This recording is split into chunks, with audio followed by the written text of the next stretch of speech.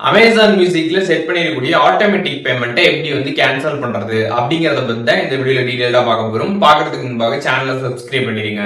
Amazon Musicல நீங்க subscription வந்து பண்றப்ப எந்த யூபிஐ ஆப் வந்து யூஸ் பண்ணீங்களோ அந்த யூபிஐ ஆப்ல தான் பாத்தீங்கன்னா உங்களுக்கு ஆட்டோமேட்டிக் பேமெண்ட் வந்து செட் ஆயிருக்கும். நீங்க அந்த ஆப்ல போயிட்டு தான் வந்து கேன்சல் வந்து பண்ணணும். இப்போ நான் வந்து Amazon Musicல சப்ஸ்கிரிப்ஷன் பண்றப்ப ஜிபே யூஸ் பண்ணி தான் வந்து பண்ணேன். இப்போ அதுல தான் பாத்தீங்கன்னா ஆட்டோமேட்டிக் பேமெண்ட் எனக்கு செட் ஆயிருக்கும். இப்போ ஜிபே ஆப் ஓபன் பண்ணிட்டு சைடுல இருக்கக்கூடிய அக்கௌண்டோட ப்ரொஃபைல் ஆப்ஷனை கிளிக் பண்ணீங்க அப்படின்னா ஆட்டோ பே ஆப்ஷன் இருக்கும். அதை கிளிக் பண்ணதுமே இங்க ஆட்டோமேட்டிக் பேமெண்ட் வந்து ஷோ ஆகும். ஆரோ ஆப்ஷனை கிளிக் பண்ணிட்டு கீழே கேன்சல் ஆட்டோ பே கிளிக் பண்ணிட்டு எஸ் கேன்சல் ஆட்டோ பே கொடுத்துட்டு உங்களோட யூபிஐ பின் நம்பரை என்டர் பண்ணதுமே உங்களுக்கு ஆட்டோமேட்டிக் பேமெண்ட் பாத்தீங்கன்னா வந்து கேன்சல் ஆயிடும். ஸோ இப்போ நீங்க ஜிபேல செட் பண்ணிருந்தீங்கன்னா இந்த மெத்தடை ஃபாலோ பண்ணி நீங்க வந்து கேன்சல் பண்ணிக்கலாம்.